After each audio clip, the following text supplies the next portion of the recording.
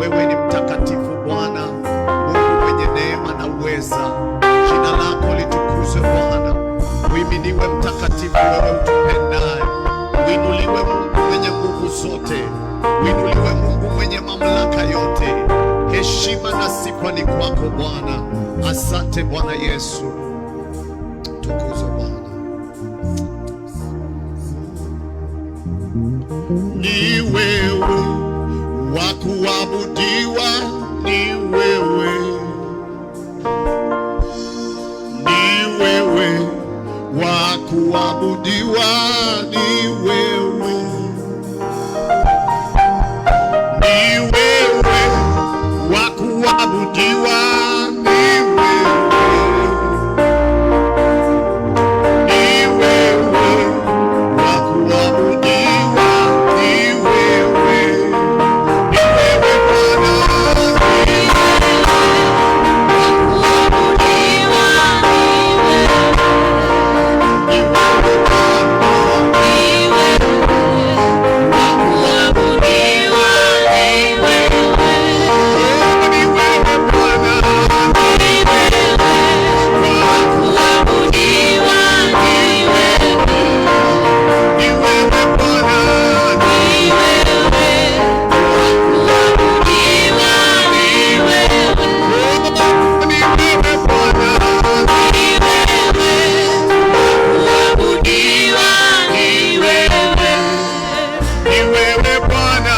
ni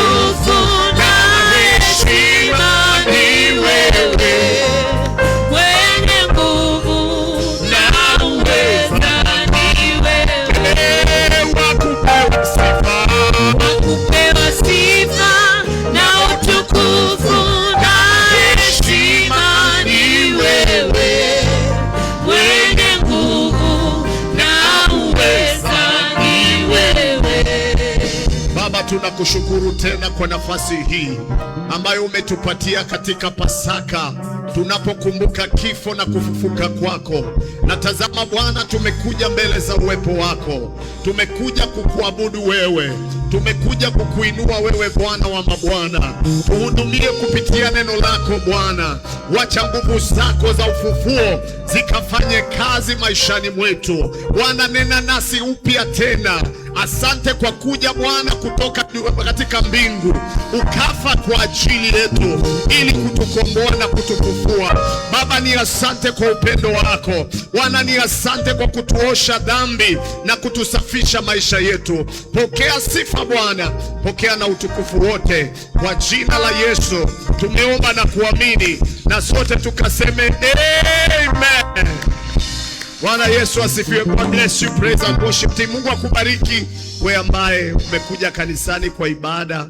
Tunawakaribisha wote ambao wamejiunga nasi kupitia media, wanaotufuatilizia. Mungu awabariki sana.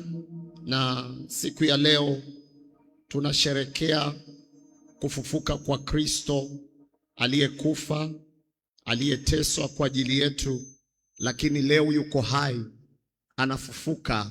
Maana alikufa akateswa kwa ajili yetu, lakini leo tuko na uzima na wokovu wa kufurahia kwa sababu ya kile Yesu alichokifanya katika maisha yetu. Kwa hivyo tunakumbuka majira haya ya kwamba kama sio Yesu kufa, kama siyo Yesu kutoa uhai wake, leo tungekuwa hatuko. Leo tungekuwa hatuna matumaini tena. Lakini kwa sababu alifufuka, kwa sababu alikufa kwa ajili yetu, tumeweza kupokea wokovu. Wokovu ambao umebadilisha maisha yetu, ya kwamba tuna uzima na uhakika wa kwamba tutakuwa milele na yeye, tutakaye muabudu yeye milele na milele. Kwa hivyo nakushukuru Mungu kwa ajili ya siku ya leo na kwa kile alichokifanya alipokuja msalabani na kufa kwa ajili yetu, na ninaamini kwamba Mungu kuna kitu chema ambacho atafanya kwa ajili ya maisha yetu tunapokumbuka siku kama hii ya leo. Leo ujumbe wangu nimepeana kichwa Power in the blood of Jesus. Power in the blood of Jesus. Nguvu iliyopo katika damu ya Yesu. The power in the blood of Jesus. Nguvu iliyoko katika damu ya Yesu. Maana ni wakati kama huu alipokufa Yesu, alimwaga damu yake, na tunataka kuelewa ni kitu gani ambayo damu hii ilifanya. Ni kwa sababu gani tunasema kwamba kuna nguvu katika damu ya Yesu? Kuna kitu ambacho tungetaka kujifundisha leo kuhusu damu ya Yesu ambayo alimwaga pale msalabani. Sasa tutasoma Biblia zetu katika kitabu cha Walawi mlango wa 17 mstari wa 11. Walawi, Leviticus chapter 17 and verse 1. Walawi mlango wa 17 mstari wa 11. Ndio hapo tulipo. Walawi, kuna zile nitasoma, kuna zile nitasema nisaidiwe kusoma, maana kuna maandiko mengi, lakini naamini Mungu atatusaidia tukaweze kuelewana. Leviticus chapter 17 and verse 11. Walawi mlango wa 17 mstari wa 11. Walawi, mmefika hapo? Wapendwa, mmefika hapo? Bado? Haya. Leviticus chapter 17 and verse 11. Walawi mlango wa 17 mstari wa 11. Walawi mlango wa 17 mstari wa 11. Walawi 17 mstari wa 11. Biblia inasema hivi. Huyu ni Mungu anayemuongelesha Musa, na anamwambia hivi: kwa kuwa uhai wa mwili ukatika hiyo damu, nami nimewapa nyinyi hiyo damu juu ya madhabahu, ili kufanya upatanisho kwa ajili ya nafsi zenu, kwani ni hiyo damu ifanyayo upatanisho kwa sababu ya nafsi. Narejelea tena. Kwa kuwa uhai wa mwili ukatika hiyo damu, nami nimewapa nyinyi hiyo damu juu ya madhabahu, ili kufanya upatanisho kwa ajili ya nafsi zenu, kwani ni hiyo damu ifanyayo upatanisho katika nafsi zenu. Kwa hivyo Mungu anamwambia Musa ya kwamba kuna uhai. Anasema the life of any flesh is in the blood, ya kwamba uhai wa mwanadamu ama mnyama yoyote ama wa kiumbe chochote, uhai unapatikana ndani ya damu. Maana sisi wanadamu tuko na damu, alafu pia wanyama pia wako na damu. Sasa anasema ya kwamba katika nyama, katika mwili, edha ni mwanadamu ama ni kiumbe, anasema ya kwamba katika hicho kiumbe uhai unakaa ndani ya damu. The life of any flesh is inside the blood. Geukia mtu mwambie kwamba uhai wa kiumbe chochote unapatikana ndani ya damu. Mwambie tena ya kwamba uhai wa kiumbe chochote unapatikana ndani ya damu. Kwa hivyo hapa Mungu anajaribu kumwambia Musa ya kwamba mwanadamu ama kiumbe chochote unachokiona, uhai wa hicho kiumbe uko ndani ya damu. Ndiposa damu yako ikiisha, wewe unakufa, maana ni damu yako ambayo imebeba uhai. Hata nataka nikufundishe mambo fulani kabla sijaongea kuhusu hizo nguvu za damu ya Yesu. Kuna vitu nataka uelewe kuhusu damu, ya kwamba katika damu kuna uhai. Mgeukie mwenzako mwambie, katika damu kuna uhai. Ndiposa anasema that the life of any creature is inside the blood. Kwa hivyo damu inabeba uhai. Ukiona damu, ona uhai. Kwa hivyo kuna uhai ambao umebebwa katika damu ya Yesu, maana uhai unapatikana katika damu. Na nataka kusema hivi ya kwamba tunapoongea kuhusu swala la damu ni kwamba blood is the highest currency in the spiritual realm. Nataka kukuambia mambo alafu nikueleze kwa nini damu ina nguvu. Ya kwamba damu ni sarafu ambayo iko juu sana katika ulimwengu wa roho. Blood is one of the highest currencies. Damu ni sarafu, ni kama pesa. Katika ulimwengu wa roho ni sarafu iliyo na nguvu sana katika ulimwengu wa roho. Na kwa sababu hii, wale ambao hawamjui Mungu, wale wa mashetani, wale ambao ni wachawi, wale ambao ni wa ufalme wa giza, wale ambao ni devil worship, wale ambao ni Illuminati, wanaelewa kanuni hii ya kwamba in the realm of the spirit, blood is a currency. Katika ulimwengu wa roho, damu ni sarafu.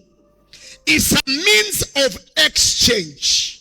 Nakwambia mambo ambayo ni mazito, ya kwamba katika ulimwengu wa roho, damu ni kitu ambacho kinatumika kwa mabadilishano. Kama vile unavyoenda dukani, unapeana pesa, unapewa mkate. Sasa katika ulimwengu wa roho, damu nayo inatumika. Inapopeanwa, kuna kitu kinapeanwa pia. So blood is a currency. Geukia mtu mwambie, damu ni sarafu. Na kwa sababu hiyo nimesema damu imebeba uhai. Damu pia imebeba nguvu. Damu pia imebeba mamlaka. Ndiposa ulimwengu wa giza unaelewa damu ni nini. Ndiposa devil worshiper hawawezi kufanya ibada zao bila damu. Illuminati wanachotumia kujipatia nguvu ni damu. Wachawi, waganga, ukienda kugangwa, wanakuambia ulete nini? Wanakuambia ulete kuku ama mbuzi ama mnyama. Wanachotaka si maini, wanachotaka si paja, wanachotaka ni damu. Wanachotaka ni nini? Because they know that in the realm of the spirit, blood is a currency. Wanaelewa kwamba damu ni sarafu. Kuna vitu unaweza pokea, kuna vitu unaweza kununua kupitia damu. Ndiposa ukienda kugangwa, kwa nini mganga anakuchanja? Wacha nisiulize wangapi hapa wameshaichanjwa. Maana zingine tumevaa vizuri, lakini kuna wengine ukiangalia kwa migongo, tukiwafungua migongo utakuta wamechanjwa. Wengine kwenye matumbo, wengine kwenye masikio, wengine kwenye vifua, wengine kwenye, sitaki kusema. Watu wanachanjwa kila mahali. Kwa nini wanachanja? Wanataka damu itoke. Maana wanaelewa ya kwamba katika ulimwengu wa roho, wacha niwaambie hivi, in the realm of the spirit, blood can make spirits respond. Spirits responds to blood. Roho zina respond, zinaguswa ama zinavutiwa na damu. Mahali popote palipo na damu, roho zinakuja, either the negative or the positive. Mahali popote penye damu, maroho yanachokozwa na damu. Na ndio maana mapepo, devil worshiper na wachawi na wengine wanatafutaga damu. Unapoenda unasema unataka kufanikiwa, ukiingia kule kwa Illuminati wanakuambia tutakupa pesa na magari, lakini toa mtoto wako, toa mama yako, wanachotaka ni damu. They cannot operate without blood. Sasa nataka nikwambie hivi, Mungu anasema ya kwamba kiombe chochote uhai uko kwenye damu. Kwa hivyo hata shetani anaelewa hii system. Ni system ambayo Mungu aliweka ya kwamba inside the blood there is life. Na shetani anajua damu imebeba uhai. Na ndiposa wakati wowote mtu anataka kujitajirisha, kufanikiwa kando na Mungu, lazima damu imwagike ya mtu. Lazima watu wafe, hata kama ni ajali, hata kama ni ugonjwa, mtu aende. Ndiposa ile uhai ama kitu kilicho ndani ya damu kimsaidie kutajirika, kimsaidie kufanikiwa.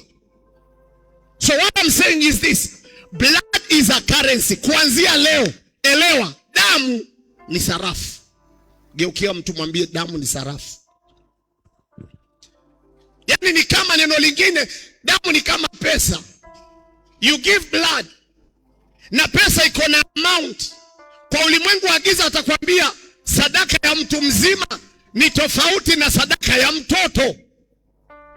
Kuna level of sacrifice.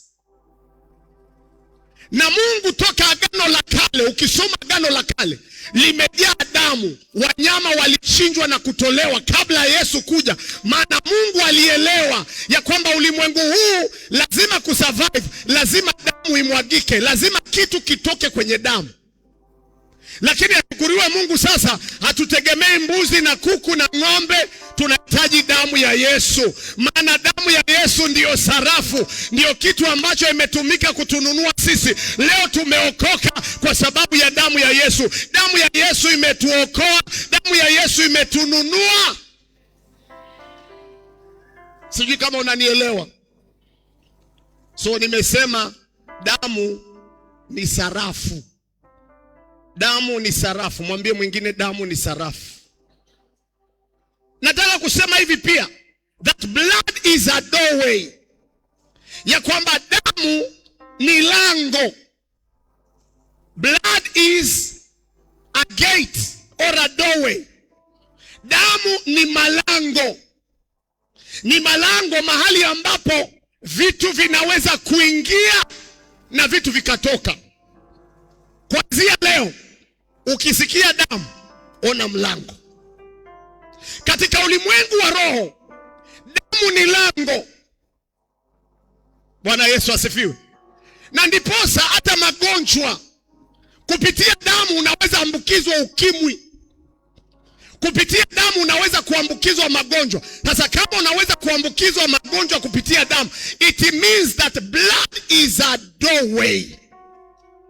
Damu ni lango. It can transmit some things. Kwa nini leo unang'ang'ana na laana ya familia yenu na madhabahu za familia yenu? Ni kwa sababu umebeba damu ya ukoo wako, ya ubabu zako, ya nyanya zako. So blood is a doorway. So long uko na hiyo damu, vitu vya jamii yenu vinapitishiwa through bloodline. Sasa hiyo ni topic nyingine, siongei leo. Lakini bloodline, laana inasafirije? Inasafiri through bloodline. Ya kwamba nyote ambao mmezaliwa kwa ule ukoo mnang'ang'ana na the same battles, vita vile vile, changamoto zile zile. Kwa sababu gani? You have something in common. You have a blood that is a doorway. So yoyote amezaliwa katika ile jamii, tayari kuna mlango wa kile ambacho walikuwa akipitia, na wewe hata leo unakipitia. Nataka kuweka msingi, alafu nitakufundisha nguvu ya damu ya Yesu. Kwa nini damu ni kitu muhimu sana? Wanatafuta. Unaona kama haya majira ya siasa, watu wanapoenda election, damu inahitajika. Kuna viongozi hawezi kuwa viongozi pasipo damu.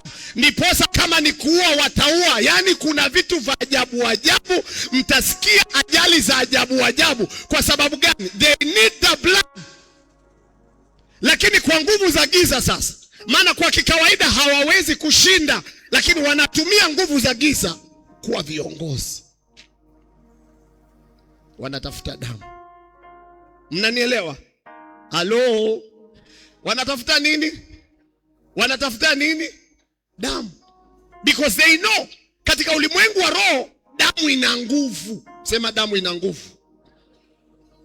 Alafu pia ukisoma kitabu cha Waebrania 12:24, Hebrews 12 verse 24, Hebrews 12 verse 24 inaongea kwamba damu ya Yesu inanena mema, na inanena mema si kama Adamu ya nani?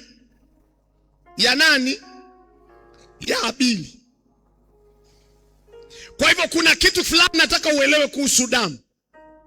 That the blood speaks. Any blood, it has got a voice. Damu iko na sauti. Ndiposa Abili alipouawa hayupo, lakini Mungu anamuuliza ndugu yake, mbona ninasikia damu ya ndugu yako inanililia? Abili ameshakufa, lakini hata baada ya kufa damu bado inanena. Why? Because the life is in the blood. Kwa hivyo the blood was able to speak and to cry to God. Ndiposa unaweza kuua mtu ukaona nilimuondoa nikamuondoa, hayuko, lakini that blood keeps on crying to God for judgment. Ndiposa unakuta mtu anatokewa baadaye anakaa sahi ameshinda, mambo yamekaa mazuri, baadaye mambo yanamuharibikia. Kwa sababu gani? Ile damu bado inadai, inaitisha kulipiza kisasi. Inasema nimefanywa vibaya, niliuawa mahali ambapo sikuhitaji. Damu inaitisha. So the blood has got a voice. Damu ina sauti. Geukia mtu mwambie damu iko na sauti. Kwa hivyo damu huwa inazungumza. Damu ina sauti. Ndiposa Biblia inasema ya kwamba damu ya Yesu inanena mema, hasa tofauti na damu ya Abili. Maana damu ya Abili ilikuwa inaitisha vengeance, inaitisha kulipiza kisasi, inaitisha mambo mabaya yatendeke kwa Kaini. Lakini damu ya Yesu ni tofauti. Damu ya Yesu inanena mema. Sema damu ya Yesu inanena mema. Si ndio wimbo unasema damu ya Yesu inanena nini? Hata leo nataka nikuambie damu ya Yesu inanena mema kwa ajili yako mama. Damu ya Yesu inanena mema kwa ajili ya watoto wako. Damu ya Yesu inanena mema kwa ajili ya biashara yako. Haijalishi mambo yanatokeaje, lakini the blood is still speaking. Kama vile damu ilivyozungumza ya Abili, ndivyo damu ya Yesu inavyonena. Hata ni wewe uelewe hiyo damu inanena nini kwa ajili yako. Geukia mtu mwambie damu ya Yesu inanena. Mwambie inanena mema kwa ajili yako. In the realm of the spirit, value is not counted by money. It is counted by covenants. Katika ulimwengu wa roho, uthamani hauhesabiwi kwa pesa. Unaona, katika ulimwengu wa kawaida tunaona uthamani kupitia pesa. But in the realm of the spirit, uthamani unahesabiwa na covenants. In other words, there can never be a covenant without blood. Hakuwezi kuwa na maagano pasipo damu. What strengthens a covenant, what establishes a covenant is blood. Kinachopeana agano nguvu, kinachopeana agano nguvu ni damu. Bwana Yesu asifiwe. Nasema Bwana Yesu asifiwe. Nasema Bwana Yesu asifiwe.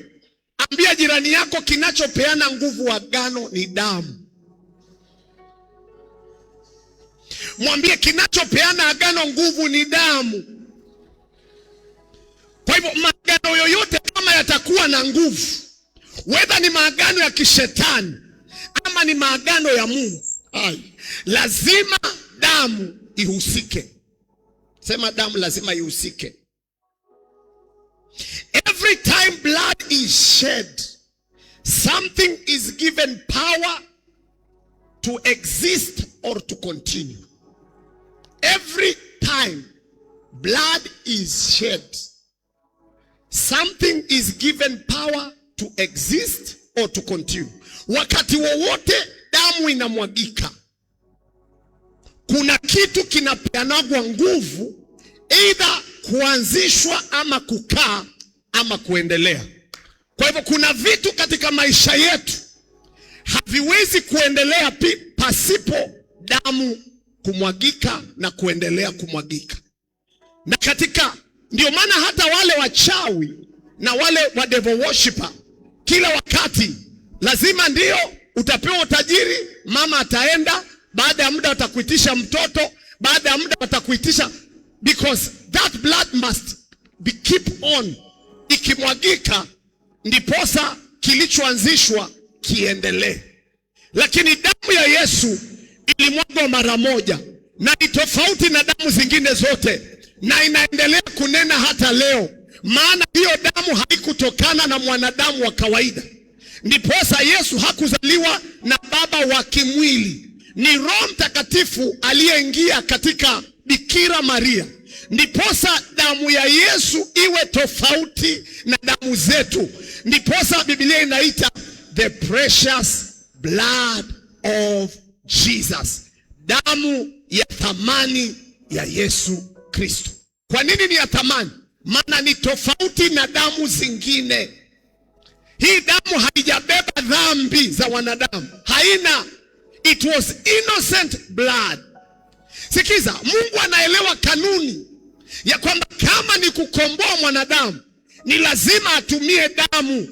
Ndiposa wewe ujiulize kwa nini Mungu akona nguvu zote, Mungu akona mamlaka yote, mbona hakutuokoa kimeujiza? Aseme mama, pita kwa jina langu nimekuokoa. Aseme pita kwa jina langu nimekuokoa, okoka kwa jina langu. Alafu seme nimeokoka. Mbona Mungu hakufanya miujiza tuokoke? Lo, he knew ya kwamba njia ya sisi kuokolewa ni kupitia damu. Si amesema I have given that blood for the atonement of your sin. Nimewapatia hiyo damu kwa ukombozi na upatanisho wa nafsi zenu. Kwa hivyo Mungu aliweka kanuni ya kwamba damu iko na sehemu ya kuplay katika ulimwengu wa roho. Na hivyo ndivyo ikamkosti Mungu. Akaacha utukufu wake kule mbinguni, akaja duniani kama mwanadamu, ili kwamba abebe mwili awe na damu. Ndiposa hiyo damu aimwage. Ndiposa tuache kuchinja kuku, tuache kuchinja ng'ombe, tuache kuchinja mbuzi, ndiposa tuokolewe. Lakini leo tunaokolewa kwa damu ya Yesu isiyokuwa na mawaa. Hiyo damu inaokoa mtu, akiamua saizi anaokoka, anafunguliwa, because that blood is not an ordinary blood. Ilikuwa ni damu isiyokuwa na mawaa. Ndiposa Pasaka tunakumbuka kufa kwa Yesu. So hakuna jinsi Mungu angekomboa mwanadamu bila huyo mwanadamu kufa. And this was necessary. Unaweza kujiuliza kwa nini Yesu alikuwa lazima afe? Hakuna jinsi damu yake ingeotoka kama hajakufa. There was no shedding of blood unless somebody dies. That's why Yesu ilibidi aje afe ili amwage damu yake. Hallelujah. Nataka nikuambie Yesu alimwaga damu yake maana alikufa msalabani kwa sababu yetu. He shed his blood. Bwana Yesu asifiwe. Unajiuliza kwa nini Yesu, kwani alikuwa lazima afe? Alikuwa lazima afe ndio amwage damu yake, ili ile damu, uzima na uhai uliobeba, tukaupokee. Haleluya! Leo tumepokea uzima kupitia damu ya hiyo Yesu, damu ambayo aliyomwaga kwa ajili yako. Sijui kama umenielewa paka hapo. Sasa tuangalie nguvu katika damu ya Yesu. Nguvu, uelewe nguvu iliyo kwa damu ya Yesu. Sema nguvu iliyoko kwa damu ya Yesu. Sijasikia. Sema nguvu iliyoko kwa damu ya Yesu. Sema tena, nguvu iliyoko kwa damu ya Yesu. Sasa cha kwanza, kwa nini tunasema damu ya Yesu iko na nguvu? Ya kwanza, it has got power to satisfy the justice of God. Damu ya Yesu ina nguvu ya kutimiza haki ya Mungu. Damu ya Yesu iko na nguvu ya kusatisfy the justice of God. Ile haki ya Mungu, damu ya Yesu ina uwezo wa kutimiza hiyo. Kumbukeni katika andika kitabu cha Warumi mlango wa 6 mstari wa 23. Romans 6:23. Warumi 6 mstari wa 23. Biblia inasema ya kwamba for the wages of sin is death. Mshahara wa dhambi ni nini? Sijasikia. Mshahara wa dhambi ni nini? Mshahara wa dhambi ni nini? Kwa hivyo wakati wowote mtu anapofanya dhambi, malipo yake ni kwamba fanya nini? Niangalieni hapa. Kwa hivyo wakati wowote mtu anapofanya dhambi, ni nini kinafaa kifanyike? Anafaa kufa. Maana Biblia imesema malipo ya dhambi ni mauti. Bwana Yesu asifiwe. Kwa hivyo wakati wowote mtu atafanya dhambi, anafaa kufa. Niangalieni hapa, ile ni achaneni nayo bwana. Si mimi niko, kwani mimi nimeanguka? Simesimama. Sasa why are you looking at those things? Unaona unachukuliwa kirahisi. Unaangalia mabati. Anasema kwamba malipo, mshahara wa dhambi ni mauti. Wakati wowote unapofanya dhambi, unafaa kufa.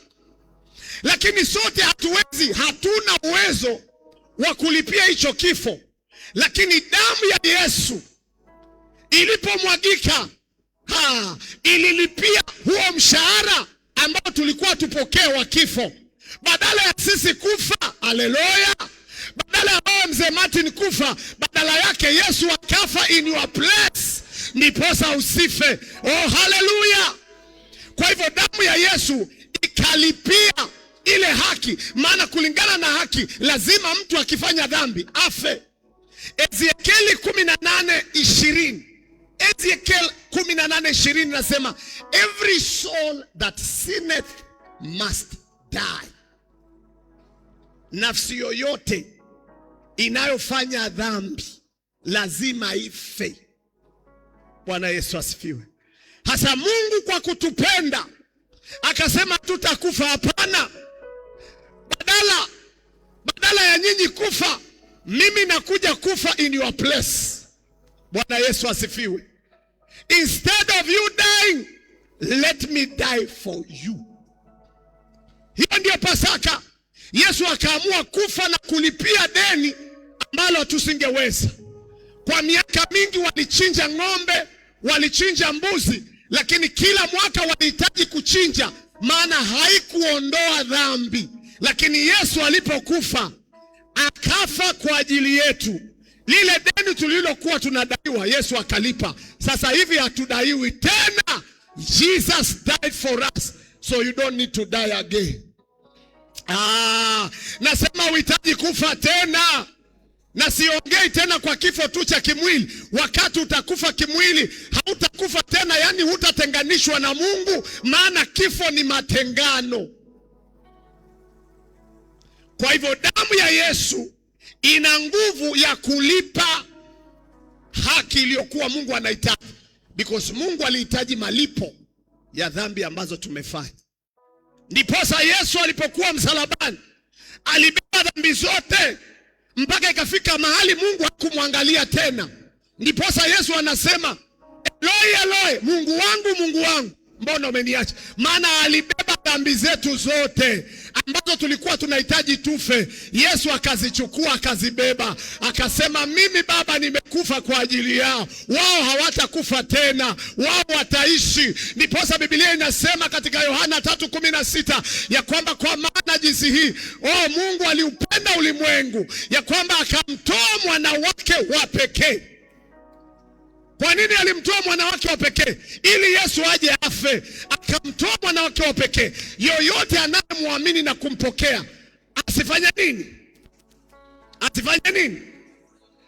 Asiangamie, bali awe na uzima wa milele. Haleluya!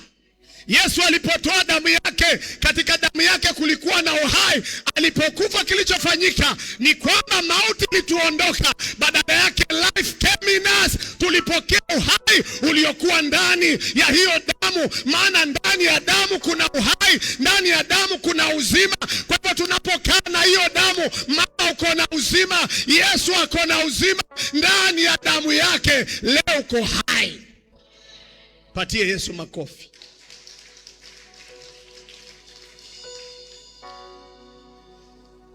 Andika Warumi 5:9. Unaweza nisomea hapo Stella?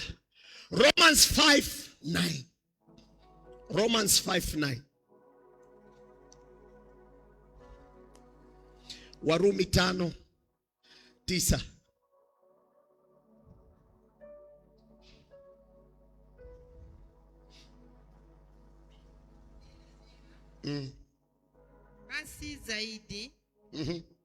Basi zaidi sana tukisha kuhesabiwa katika damu, tukishahesabiwa katika damu, kupitia damu tutaokolewa ghadhabu. Basi zaidi sana tukishahesabiwa haki katika damu yake, tutaokolewa na ghadhabu kwa yeye. Unaona, tunahesabiwa haki kupitia damu ya Yesu. Unahesabiwa nini? Haki. Biblia inapokuita wewe ni mwenye haki wa Mungu, kwa sababu ya damu yake inayonena. Hata wakati umekosea, Mungu anapokutazama anaona damu ya Yesu. Anaona damu ya Yesu, anaona haki ambayo Yesu amekupatia, lakini kupitia kwa damu ya nani? Ya Yesu. Biblia inasema kupitia damu ya Yesu umehesabiwa haki. Sikiza, wewe na shida zako na dhambi zako na matatizo zako hufai, lakini kwa damu ya Yesu leo umehesabiwa haki. Kwa damu ya Yesu wewe leo umeitwa mtakatifu. Kwa damu ya Yesu leo umeitwa mwana wa Mungu. Haukufaa kabisa wewe kuitwa mwana wa Mungu, lakini kupitia damu hii Yesu aliyotoa, leo tumeitwa wanawake, leo tumeitwa watoto wake, leo tunaurithi katika yeye. Kwa sababu ya hii damu, damu ya Yesu imetufanya kuwa haki mbele ya Mungu. Patie Yesu makofi. Huu ni ukweli ambao unafaa kujua. Bwana Yesu asifiwe. Namba 2. Kwa nini tunasema damu ya Yesu ina nguvu? It has got power to reconcile us to God. Damu ya Yesu ina nguvu ya upatanisho. Ukisoma Wakolosai 1:20, Colossians 1:20. Biblia inasema Wakolosai 1:20 ya kwamba we were enemies of God. Tulikuwa maadui wa Mungu, lakini kupitia damu yake tumepatanishwa. Sasa wengine wananiangalia kama haiko kwa maandiko. Nisome hiyo. Wakolosai 1:20. Sasa unajua, kwa sababu ya wakati mwingine na quote, najua hiyo andiko, lakini wengine wananiangalia kama haiko kwa Biblia. Wakolosai 1:20 inasema, na kwa yeye huvipatanisha vitu vyote na nafsi yake, akiisha kufanya amani kwa damu ya msalaba wake. Alifanya amani kupitia damu ya msalaba. Alafu soma Warumi 5:10. Romans 5:10. Warumi 5:10. Warumi 5:10. Inasema, kwa maana ikiwa tulipokuwa adui. Maana tulipokuwa adui. Unasikia?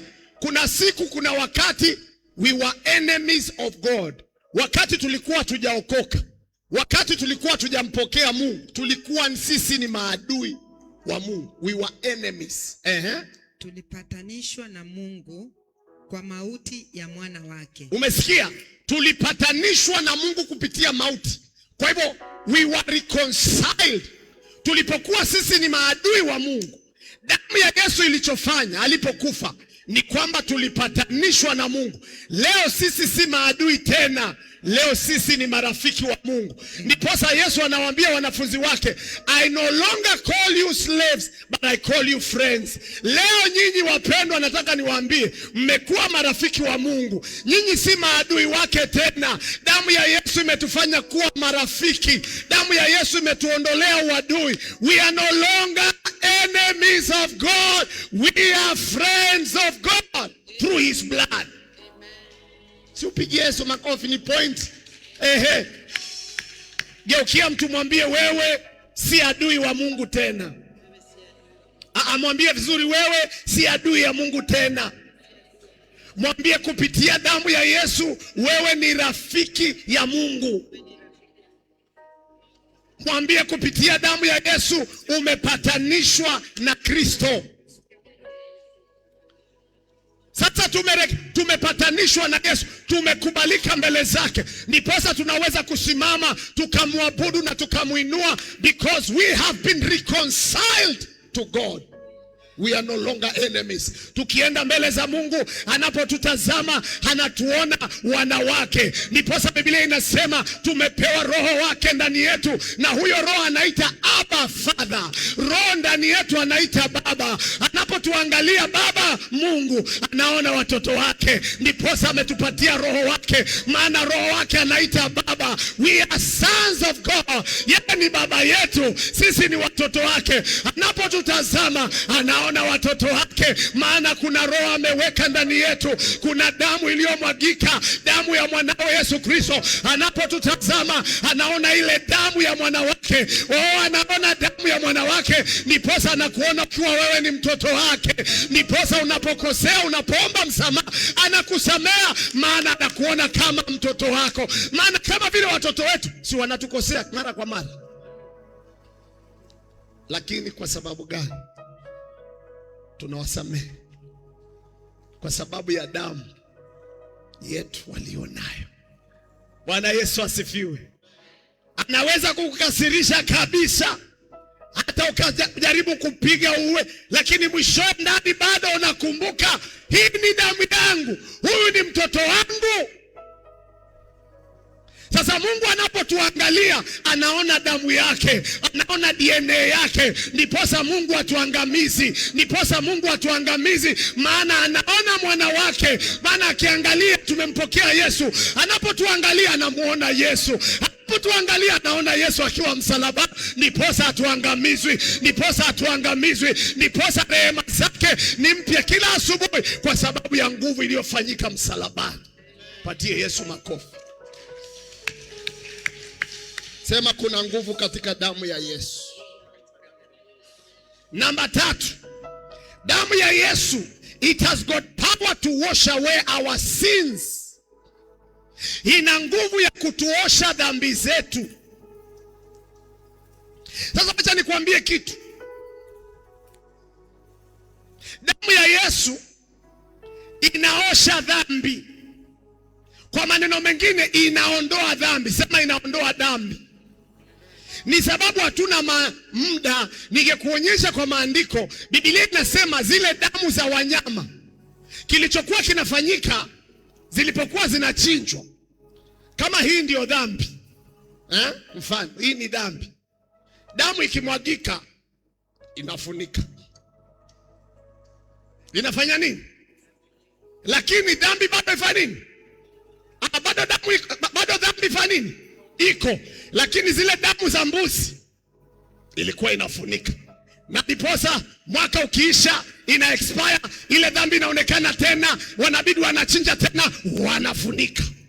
Sasa wakawa kila wakati ni kufunika dhambi, ni kufunika dhambi. Lakini damu ya Yesu inaondoa dhambi. Yesu alipokuja hakuhitaji kufunika, alifunua, akaitupilia mbali, akaondoa. Kwa hivyo sasa hakuna dhambi tena. Mpatie Yesu makofi. Barikiwe sana. Kwa hivyo ukija ukiangalia, Hakuna tena cha kufunika, maana damu yake iliondoa kabisa. Damu ya Yesu iliondoa dhambi zetu. Haleluya! Na ukisoma Agano la Kale ilikuwa symbolic. Kuna wanyama, mbuzi walioombewa wakatamkiwa zile dhambi, alafu yule mmoja akaachiliwa aende. Lakini damu ya Yesu imeondoa dhambi. Kumbuka Yohana alipomwona Yesu anakuja kubatizwa akasema nini? Tazameni mwana kondoo wa Mungu aondoae. Aondoa ni muda tuna. Mwana kondoo wa Mungu aondoae dhambi ya anayefanya nini? Anayefanya nini? Anayefanya nini? Ameondoa. Ndiposa kama uliibaga kuku wakati ulipookoka ukasamehewa, Mungu akiangalia akitafuta, hakuna mwizi wa kuku, hakuna mahali uliua kuku. Inawezekana uliua mtu, lakini ulipookoka ukabadilika, ukiangaliwa wewe si muuaji. Na ukweli ni kabla ya kuokoka hapa, si watu mlifanya vituko nyinyi. Jokie mtu, mwambie unakumbuka vile vituko ulifanya kabla hujaokoka? Muulize tu. Usimwambie ulifanya nini, maana wengine walifanya vitu vya ajabu. Mwambie lakini leo, mwambie kupitia damu ya Yesu, Mungu akikuangalia, mwambie haoni hiyo hilo kosa. Mwambie haoni hilo kosa tena. Bwana Yesu asifiwe. Nasema Bwana Yesu asifiwe. Bwana Yesu asifiwe. Maana anaondoa. Kwa hivyo shetani asikudanganye. Yesu aliondoa dhambi, alibeba dhambi zake, alizibeba pale msalabani. Kwa hivyo akaondoa, akasema imekwisha, imekwisha, imekwisha. Kwa hivyo nguvu ya damu ya Yesu ni kwamba inaondoa na kusafisha dhambi zetu. Mpatie Yesu makofi. Sikiza. Imagine kimeondolewa Bwana. Mwambie kimeondolewa. Na shetani asikukumbusha, akikukumbusha mwambie Yesu aliondoa. Unamwambia Yesu alifanya nini? Mwambie Yesu alifanya nini? Wala usidanganywe, unajua uliiba kuku mwaka wa 2010, kwa hivyo sio itakuwaje. Mwambie hiyo haipo kwa rekodi. Yesu alipokufa aliondoa hiyo dhambi. Alifanya nini? Alifanya nini? Sasa damu ya Yesu ndiyo peke yake iliyo na uwezo wa kusafisha na kuondoa. Lakini damu ya mbuzi na kuku ilifunika, ikafunika. Mungu akasema it's too much. Mbuzi zinaumia na ng'ombe na kuku. This time round I'm coming by myself. I'm coming by my own blood. Nimechoka kufunika, na kuja nipambane nao, niondoe once for all. I am your God. Akatoa, na leo tumesamehewa, leo tumewekwa huru. Leo Bwana anapotuangalia haoni dhambi tena, haoni tena makosa yetu, haoni yale tuliyofanya. Anaona tukiwa wenye haki wa Bwana, anaona tukiwa watoto wa Mungu, anatuona tukiwa watakatifu kupitia damu ya Yesu, kupitia damu ya Yesu.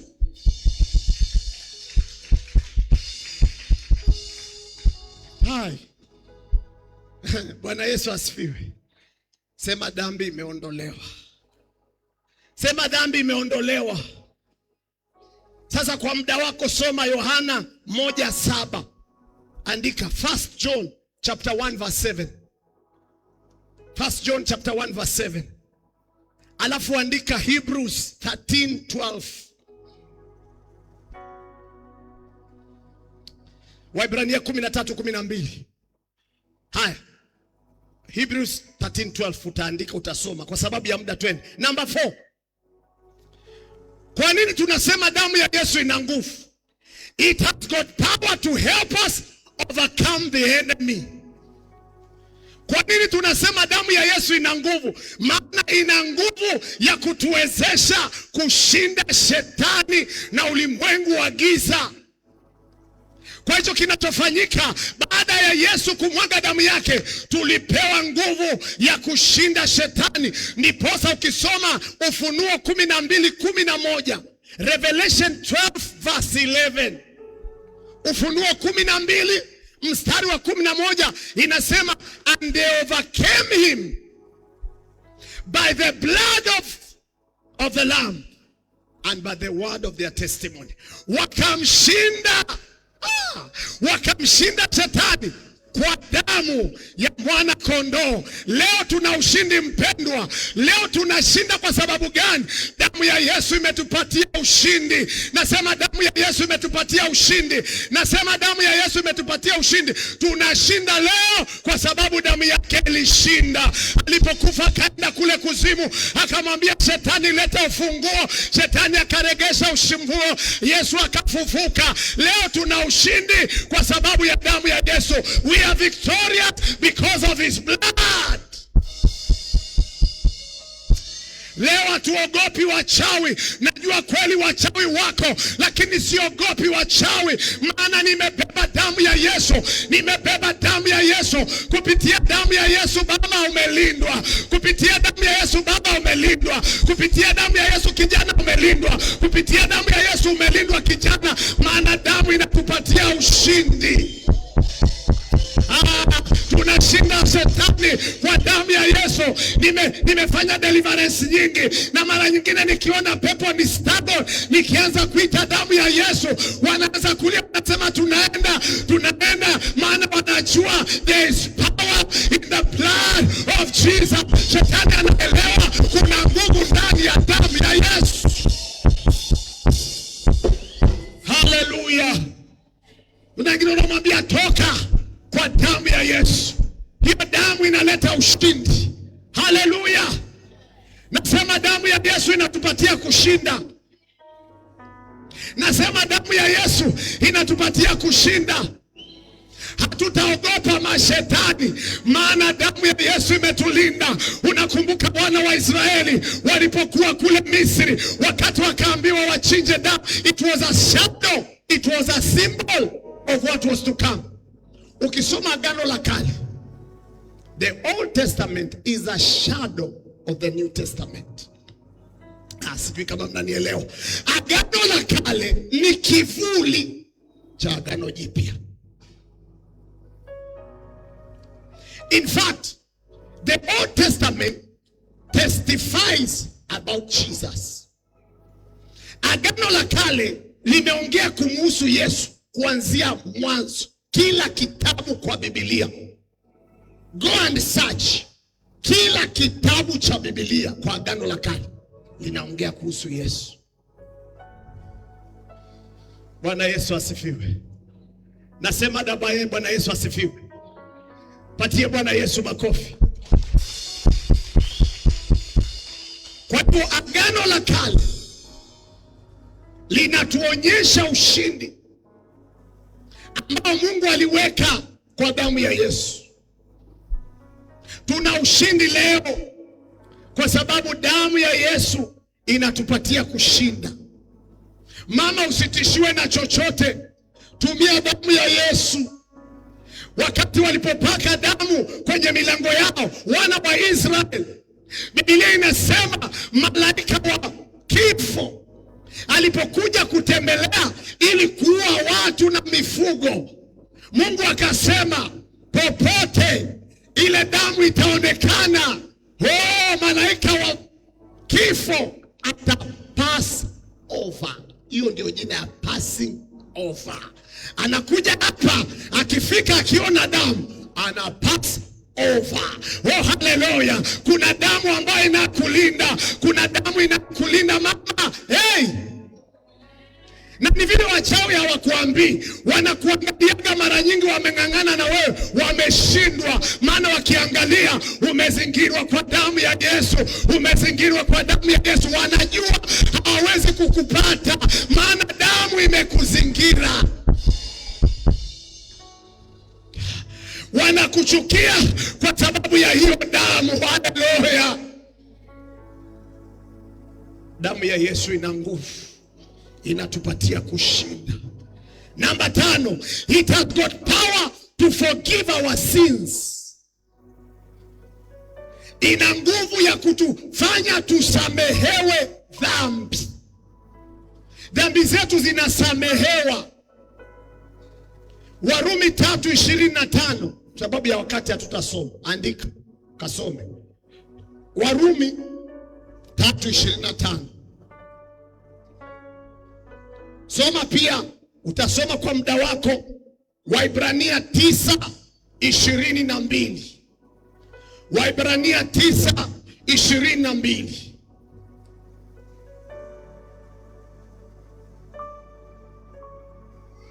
Alafu naomba nisomee Mathayo 26. Matthew chapter 26 verse 27 to 28. Mathayo 26 mstari wa 27 hadi 28. Mathayo 26 alafu mlango wa 26 mstari wa 27 na 28. Inasema akakitoa kikombe, akashukuru, akawapa akisema, nyweni nyote katika hiki, maana hii ndiyo damu yangu, damu ya agano, imwagikayo kwa ajili ya wengi kwa ondoleo la dhambi. Unaona, kwa sababu ya kuondolewa dhambi, kwa ajili ya kusamehewa. Bwana Yesu asifiwe. Nasema Bwana Yesu asifiwe. Kuna utofauti kidogo wa kusamehewa na lile ondoleo nilikuwa nikiongea pale.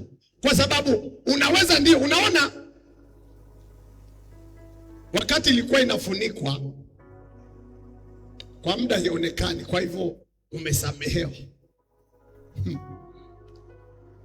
Lakini wakati kunapoendea bado kunakaa kinaonekana, ndiposa walihitaji kuchinja tena. Lakini Yesu alipokuja, ile dhambi na makosa iliondolewa. Kwa hivyo nataka kusema hivi, hatujasamehewa tu makosa tuliyofanya, lakini pia aliondoa hiyo kumbukumbu. Unajua, unaweza kusamehe mtu lakini bado kaweka. Kweli ama uongo? Si ndio? Sasa Mungu alipotusamehe, alitusamehe na baadaye akaondoa. Kwa hivyo tumesamehewa. Sasa hii ni point tofauti. Ile nyingine ni kuondoa, lakini hii ni ya kusamehewa. Kwamba ni kwamba haujafanya. Ya 6, damu ya Yesu ina nguvu. It has got power to redeem us. Waefeso 1:7. Waefeso 1:7. Ephesians chapter 1 verse 7. Ina nguvu ya kutukomboa. The word redeem, neno redeem Kiingereza ni neno ambalo lilikuwa la Kihebrew, Kiebrania, which meant buying back, kununua tena. Ni kwamba tulipoanguka, tulipomwacha Mungu, tuliuzwa, tulinunuliwa. Shetani akatuon. Shetani ndio akawa ndio bwana wetu. Sasa kilichofanyika ni kwamba damu ya Yesu ilipomwagika, ile damu ndio iliyotumika kufanya nini? Kutununua. Kwa hivyo tukanunuliwa tena. Sasa kununuliwa tena ni the same na ile redeeming, kukomboa. Tukanunuliwa tena. Kwa hivyo damu ya Yesu ina nguvu ya kuredeem ama kutununua tena. Kwa hivyo tukanunuliwa tena kwa damu ya Yesu. Damu ya Yesu ikatununua tena. Pia andika Ufunuo 5:9. Ufunuo 5:9. Kwa hivyo tumenunuliwa kwa damu ya Yesu. Ndiposa Biblia inasema hivi ya kwamba miili yetu ni hekalu la Roho Mtakatifu. Kwa hivyo tunafaa kumtukuza Mungu kwa sababu tumenunuliwa kwa gharama. Gharama iliyotumika kutununua ni damu ya Yesu. Na kwa sababu hiyo umenunuliwa, unafaa kuelewa ya kwamba you have been redeemed. Wewe umeshanunuliwa na umenunuliwa na Mungu. You do not own yourself and the devil doesn't own you. You are owned by God. Wewe ni wa Mungu, umenunuliwa na Mungu. Ni kama uende dukani, ukinunua kama ni kibeti, sicho kibeti kinakuwa chako. So tumenunuliwa hapa. Sisi si wa shetani, sisi ni wa Jehova. Aya, nasema sisi si wa shetani, sisi ni wa Jehova. Tumenunuliwa kwa damu yake. We belong to him. Na yote anayeshindana na kupigana na sisi, ashindani na sisi, anashindana na yule aliyetununua, anashindana na yule aliyetuokoa, anashindana na yule aliyetukomboa. Amen. Mwambie mwenzako umenunuliwa. Sema umenunuliwa. Tembea ukijua kwamba wewe umenunuliwa. Umenunuliwa na Mungu. You are a product of God.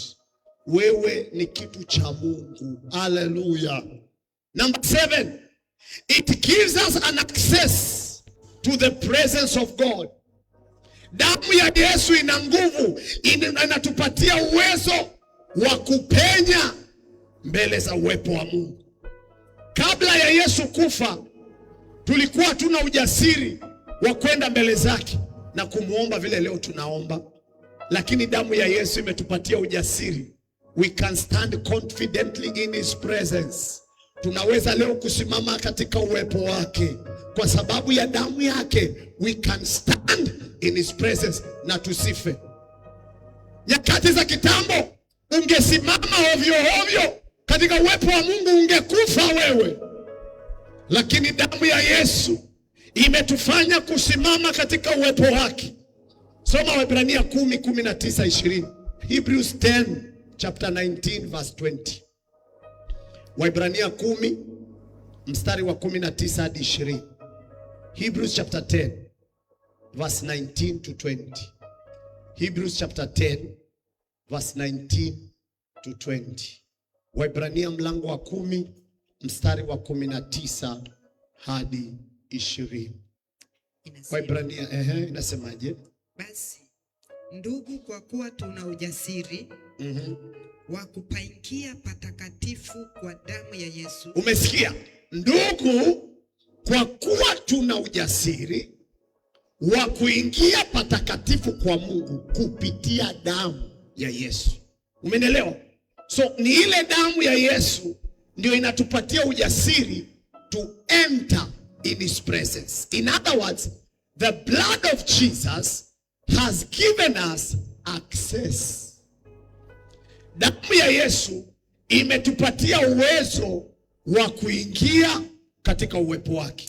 Hasa ili uelewe hii point, na nishawaambia, wakati wa Agano la Kale, aliyeruhusiwa kwenda mahali patakatifu ilikuwa ni mtu aliyekuwa anaitwa high priest, kuhani mkuu, na aliruhusiwa kuingia mara moja kwa mwaka. Na alipoingia kule, maana unaweza kuingia ukafa ukamalizika huko, kilichofanyika ni alikuwa anachiwa anaingia, lakini kwa sababu hujui mtu ana dhambi zake, kwa sababu ukiingia ukiwa na dhambi kule unakufia kule, na ni nani ataenda kuchukua mwingine aliyekufia huko, na pengine pia wewe una dhambi zako. Unajua hata sisi kando na kusema wewe huyo amekosea, unajua hata wewe una makosa yako. Wewe ambao unapenda kunyoshea vidole watu, wewe na kuwatoa makosa na kuonyesha vile hawajafanya, nataka nikuambie hata wewe una makosa, hauko sawa, una matatizo wewe. Geukie mtu mwambie wewe pia una matatizo, usijifanye hapa. Mwambie una matatizo yako. Mwambie acha kuinua watu, inulia watu vidole. Sasa akifa kule, na yule, imagine yule ndio alionekana mtakatifu zaidi, mtu aliyekubalika na Mungu, high priest. Hata kama high priest amekufa Sasa ni nani atakayeingia huko? Si unajua kuna vitu unasema kama pastor ndio amefikia hapo, haya sasa mshirika tutasemaje kama pastor? Hata alipoingia, maana hawakujua kama huyu atarudi, walimweka chain, akaingia akaenda kule patakatifu na chain, wakimngojea amemaliza ibada, kutolea watu, kufuta dhambi za watu, wakingojea sana, wakiona hajarudi, wanajua huyu amekata. Hasa kwa sababu ukienda pia kule utakata. Wanachofanya ni ile chain, wanaivuta, wanavuta, jamaa anavutwa akiwa amekufa. Haleluya. Maana kule hakuendeki. Lakini damu ya Yesu alipokufa, Biblia inasema pazia la hekalu likapasuka. Pazia liliokuwa, kulikuwa kuna sehemu tatu. Hasa ile sehemu ya mahali patakatifu kulikuwa na curtain. Kulikuwa na curtain iliyokuwa ina separate ndio uingie mahali patakatifu. Hasa curtain inamaanisha no access. Hakuna jinsi utaingia hovyo pale. Haleluya. Lakini Yesu, Biblia inasema alipokufa, ni vile hatuna muda, iko kwa Biblia. Alipokufa, kimoja wapo kilitokea. Pazia ya hekalu ilipasuka mara mbili. Ilipopasuka inamaanisha it opened a way. Ikasema, wanangu, kuanzia leo msiogope tena. Kwa damu ya Yesu nimeshawatangulia mimi kuhani wenyu mkuu. Unaweza kuingia wakati wowote katika uwepo wa Bwana pasipo kuogopa kwamba utakufa. Damu ya Yesu imetupatia uwezo wa kuingia katika uwepo wake. Unaweza kuingia asubuhi, unaweza kuingia mchana, unaweza kuingia jioni, unaweza kuingia usiku, saa 9, saa 10, saa 11, anytime. Unaweza kuingia ukienda chooni, unaweza kuingia ukiwa sokoni, unaweza kuingia ukiwa hospitali, unaweza kuingia ukiwa ndani ya gari, inawezekana ukaingia ukiwa unatembea. All the blood of Jesus has given us access.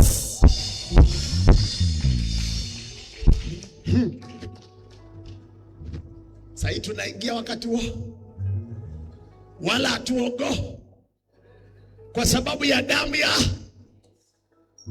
haleluya. Na si paka ungojee pastor, ni paka pastor tuambie tuombe, ni paka pastor tengeneze njia ndio tumwabudu Bwana. Sikiza, popote pale pazia imepasuka, you can access the presence of God. Unaweza kuingia ndani ya uwepo wa Bwana. Usingojee paka mchungaji, usingojee kiongozi wako, usingojee kiongozi wa praise and worship. Unaweza kuamua kuingia hata nyumbani kwako, kaingia katika uwepo wake. Si paka uweke wimbo ndio uingizwe, unaingia mwenyewe, kwa sababu damu ya Yesu imetupatia njia, imefungua mlango, pazia imepasuka.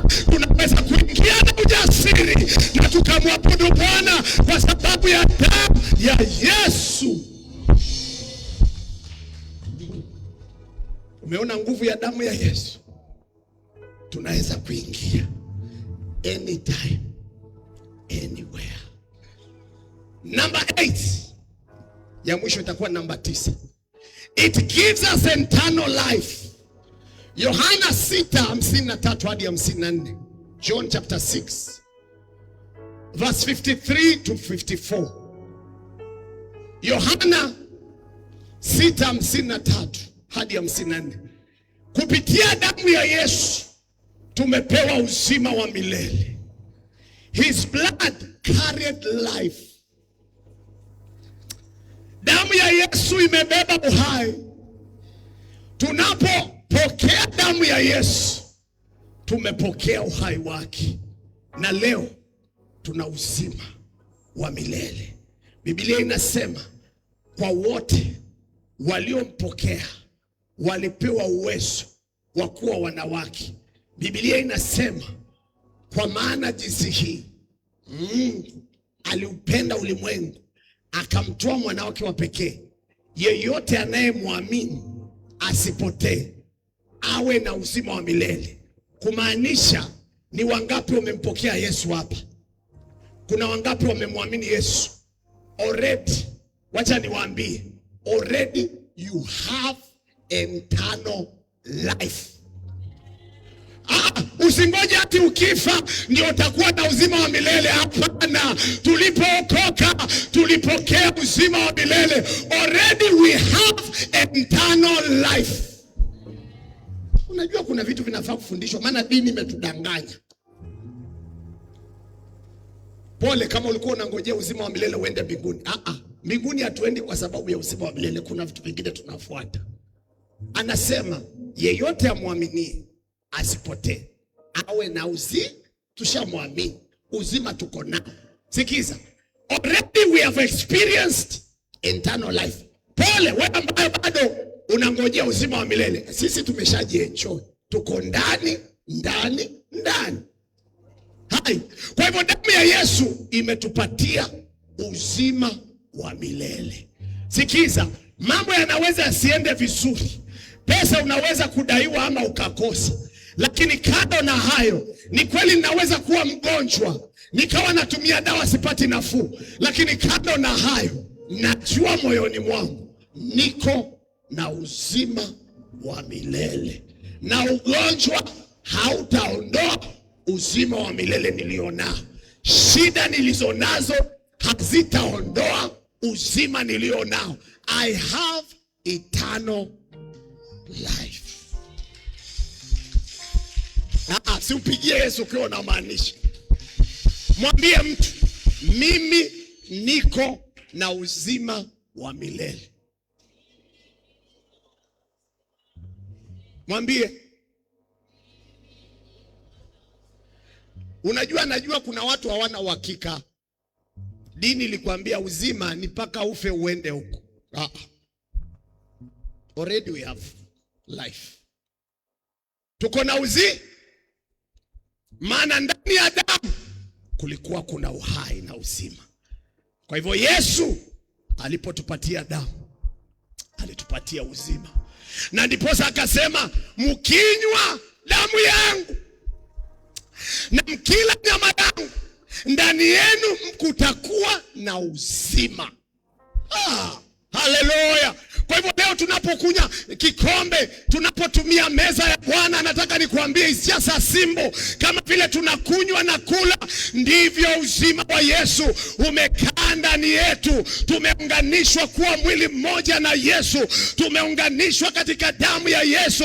Tumeunganishwa na yeye, tuko na uzima wa milele. Niposa chochote ambacho ni cha kukuharibu leo kikuachie.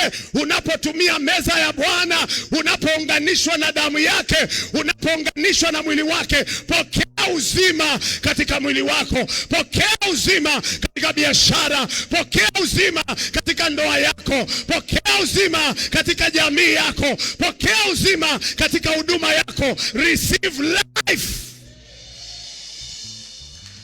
Amen. Kuna uzima ambao Yesu ameachilia. Ya mwisho, damu ya Yesu, namba 9. It made a new covenant with us. Waibrania 9:16 hadi 17. Hebrews chapter 9 verse 16 to 17. Waibrania 9:16 hadi 17. Alafu andika Waibrania 8:6. Hebrews chapter 8 verse 6. Alafu andika pia Waibrania 12:24. 12:24. Lakini waulize, hebu niangalieni. Hii maandiko mnaandika, huwa mnaenda mnasoma kweli? Mimi nawashuku, samahani lakini nawashuku. Geukia mwenzako mwambie, pastor nakushuku. Mwambie hiyo maandiko wewe unaandikaga. Ukitoka church usomagi. Mwambie tena. Mwambie hiyo maandiko umeandika. Ni wino unamaliza tu na kujaza kitabu, lakini usomagi.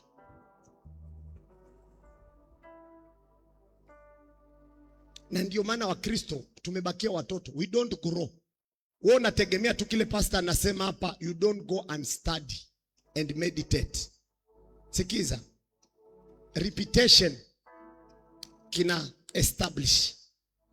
Ukisikia hivi, uende usikize tena na tena. Hicho kitu kinaganda. It becomes part of you. Umenisikia?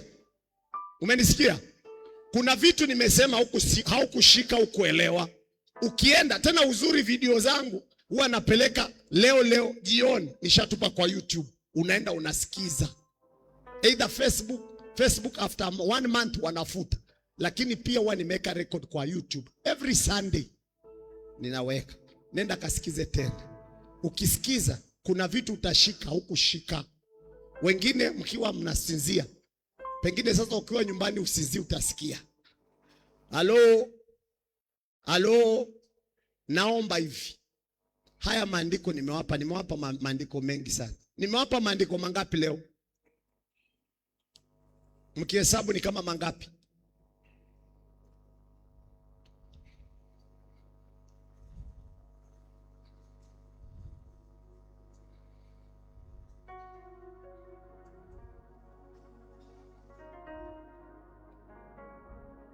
Karibu 19, 18, 18.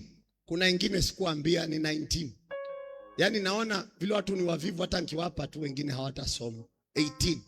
Maandiko 18 kuhusu damu ya Yesu. Sasa pointi ya mwisho inasema kwamba damu ya Yesu imetufanya tumekuwa na maagano mapya. Ukisoma hicho kitabu hicho cha Waibrania, inaongea kuhusu ya kwamba there was never a covenant without that person dying. Any covenant came into effect when the maker of that covenant dies. Ya kwamba agano linakuwa na nguvu wakati yule mtu amekufa. Na kwa sababu akiwa amekufa, ile damu inatumika kudhibitisha lile agano. Sasa wakati Yesu alikufa, alipomwaga damu yake, he was making a covenant with you. Bwana Yesu asifiwe. Damu ya Yesu imetuingiza katika maagano mapya. We are in a new covenant. Tuko katika maagano mapya, na kila agano liko na ahadi, kumaanisha ya kwamba kuna ahadi Mungu amekupatia mzee Mati kupitia hilo agano. Leo umelindwa kwa sababu ya hayo maagano. Hatuogopi because we are in a covenant. And he is a God. Is a God. A covenant keeping God.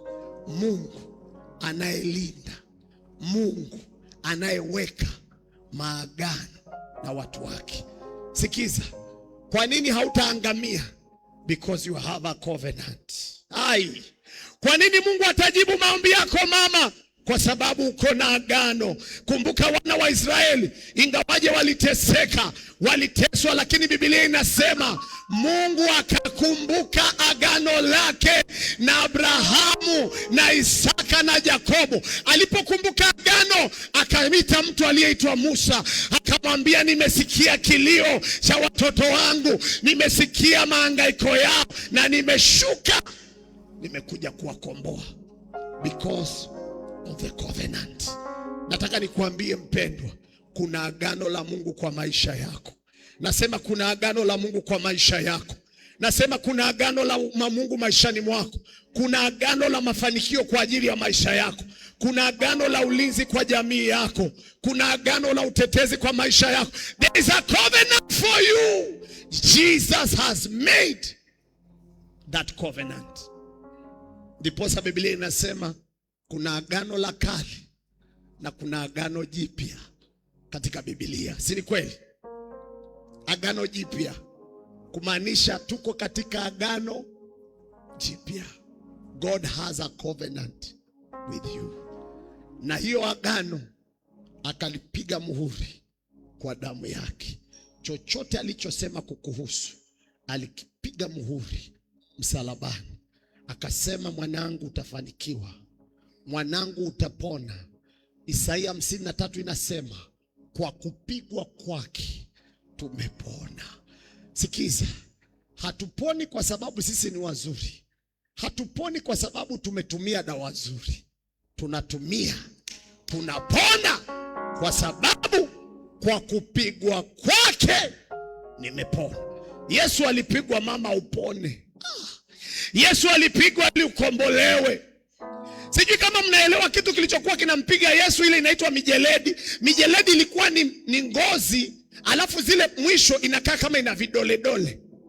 Na hiyo vidole dole, hiyo ngozi imezungushiwa chuma. Hivyo vidole ukipigwa ikiregeshwa hivi inatoka na nyama. Yesu akapigwa mijeledi, manyama yakamtoka, damu zikamtoka, akasema kwa kupigwa kwangu umepona. Yesu hakupigwa bure. Yesu alikuwa na makosa. Yesu alipigwa ili we upone. Yesu alipigwa ili we utetewe. Yesu alipigwa ili wewe ushinde. Simama kwa miguu yako. Asante Yesu. Asante Bwana Yesu kwa damu yako Bwana. Asante Yesu.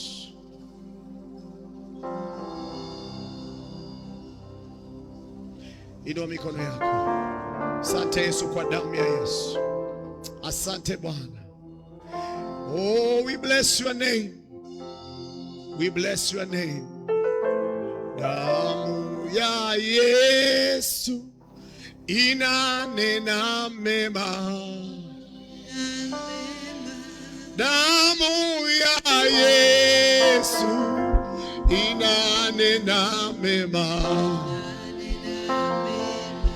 Damu ya Yesu inanena mema.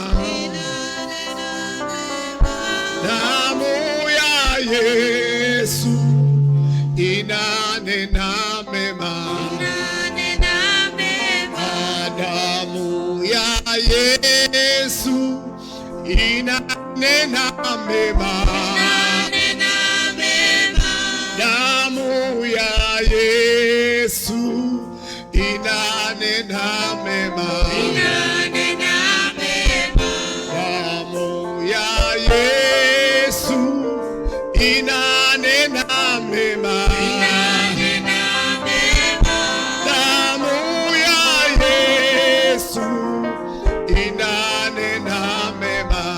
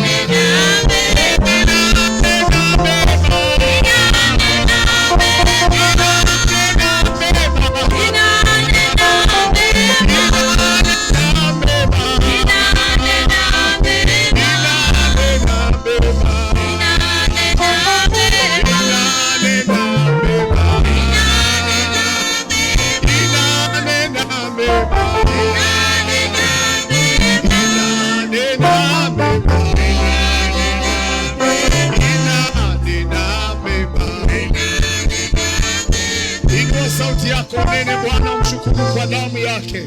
Mshukuru Bwana kwa damu ya Yesu iliyomwagika msalabani kwa ajili yako.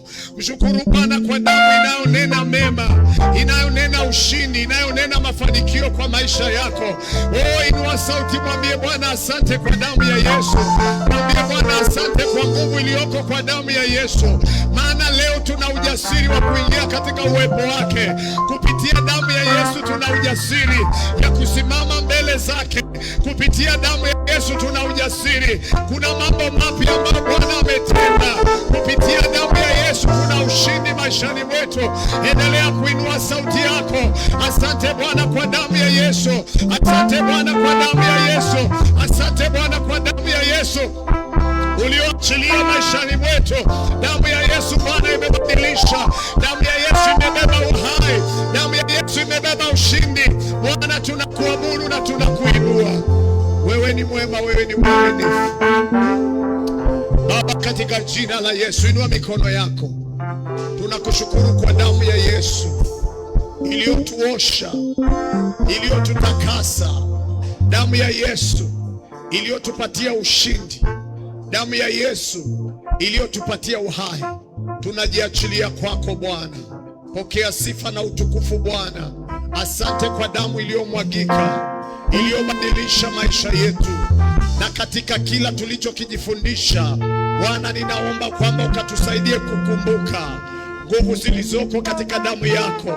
Asante kwa mengi na makubwa ambayo utakayofanya. Kupitia damu yako leo tumeokoka, kupitia damu yako leo tumekombolewa, kupitia damu yako Bwana tumebadilishwa, kupitia damu yako leo tumepawa matumaini. Ninaomba damu hiyo ikatutetee, ninaomba damu hiyo ikatupiganie, ninaomba damu hiyo ikatutangulie. Heshima na utukufu zikurudie wewe. Asante kwa kuwa wewe ni mwema, asante kwa kuwa wewe ni mwaminifu. Wabariki watoto wako wakati huu wa Pasaka. Naomba nguvu ya ufufuo ikawafikie katika maisha yao, wakapokee uzima, wakapokee uponyaji, ukakutane na mahitaji yao kupitia damu ya Yesu. Kupitia damu ya Yesu kajibu maombi yao, kupitia damu ya Yesu kawajibu Bwana, kupitia damu yako kawaguse maisha yao, kupitia damu yako kawabadilishe Bwana. Pokea sifa Bwana, pokea utukufu, maana umesikia na kutenda. Asante maana wewe ni mwaminifu. Pokea sifa na heshima katika jina la Yesu. Tumeomba na kuamini, na sote tukaseme amen. Patie Yesu makofi, patie Yesu makofi. Mungu akubariki sana. God bless you. Mungu akubariki sana, na kuomba ukae tu chini. Asante. God bless you. Barikiwe. Amen. Amen.